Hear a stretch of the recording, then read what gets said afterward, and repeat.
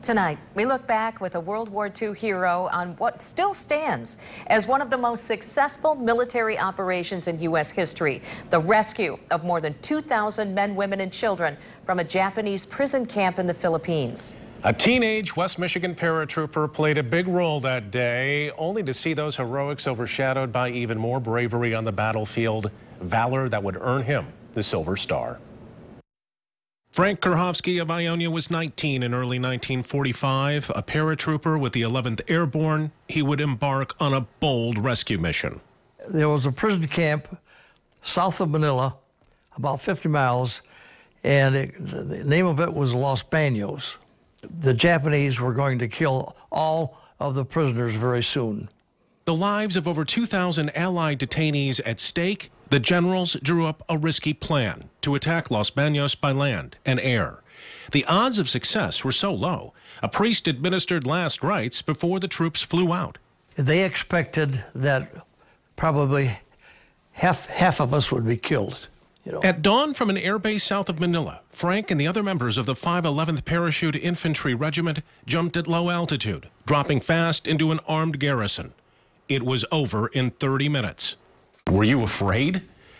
You don't have time to be afraid. No, it happened so fast.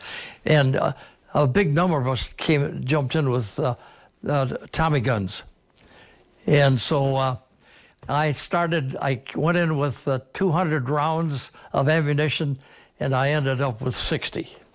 We never lost a man. Never lost a man, and we never lost a prisoner. The raid on Los Baños would go down as the textbook airborne operation, still used as an example today. But it was another risky mission on a forgotten hill in a forgotten place that still brings the emotion more than 70 years later.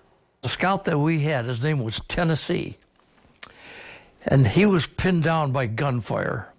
The unit's Army scout was pinned down on a hill, trapped between two machine gun nests.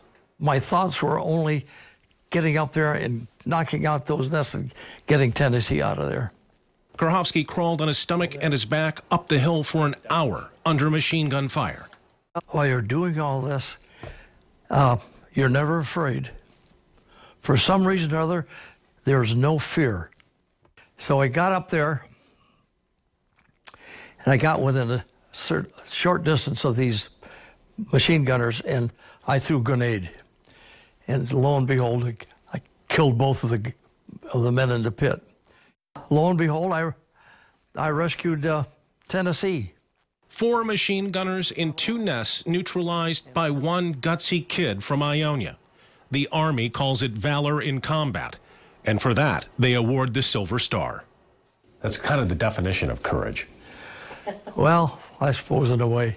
Hell, I was only 19. Krhovsky would come home after the war. He'd go to school, became a doctor, raised a family in East Grand Rapids. More than 7 decades later, he sees his time with the 11th Airborne as an opportunity to give of himself during the war, part of that generation that came together to sacrifice what they could to make the world a better place. Wow. Remarkable guy. For sure. What an inspirational man. Great to hear his story.